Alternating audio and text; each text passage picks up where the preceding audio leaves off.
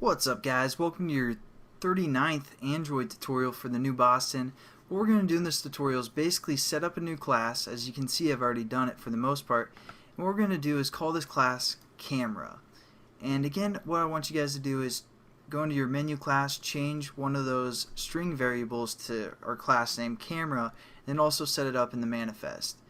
Now, I've basically set up this sorry, I'm cleaning up some stuff that I was just practicing. I make sure I got this application set up right for the most part. I basically set up the general setup for any activity that we have set up so far. I created the onCreate method, and then I set the content view to that XML layout we just set up, and I also initialized or created this method called initialized. That's where I set up all my references, and I also set up my onClick listeners. Now, as you can see, I said this, so we need to implement and create an onClick method for the most part. I just wanted to show you guys that because you guys might have some trouble setting that up. For the most part, I've gotten emails sometimes when I do tutorials like this. So again, we say implement view.onClickListener, and we try and import that for the most part. And it's giving us an error and we can't do anything. We're like, what's going on? What I like to do is just basically type out view for the most part, and then let's see if we can import it like that. Yeah, just hover over it after you type view within your actual class.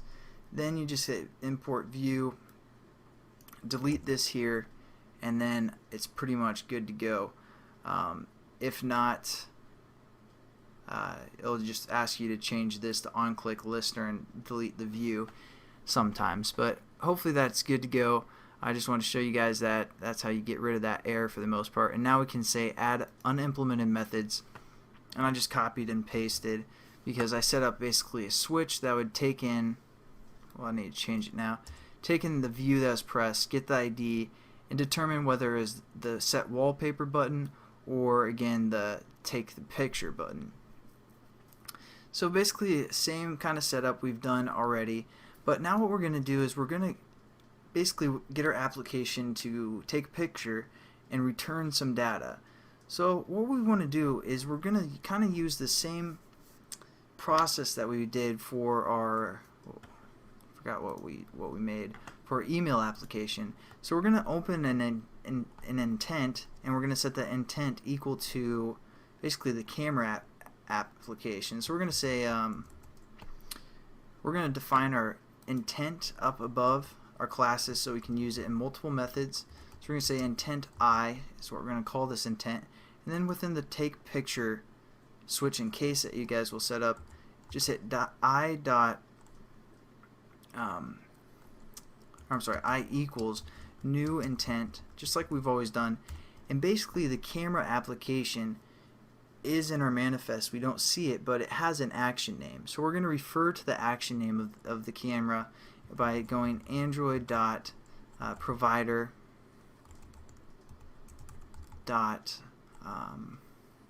media store. Basically all our media is within the media store package or class. Then we hit dot and we have some choices. We can either get a camera capture, or I'm sorry, an image capture or video capture for action. So we're going to use image capture because we're going to take a picture and then try and get that data back. So now what we need to do is basically start our intent. So we're going to say start activity,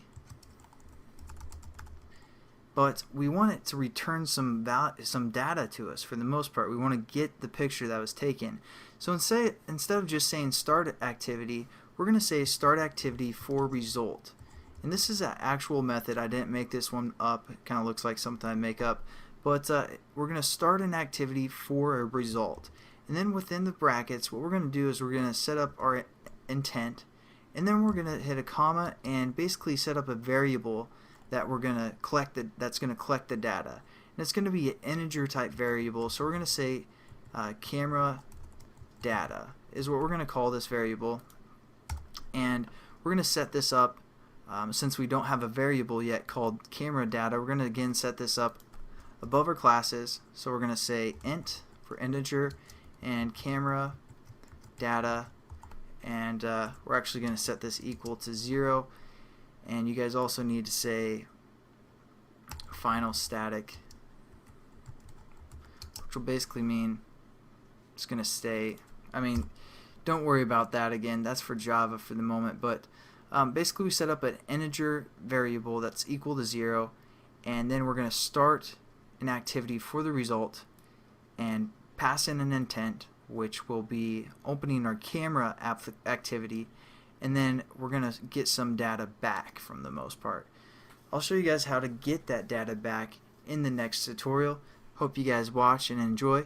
So have a good one, and see you then.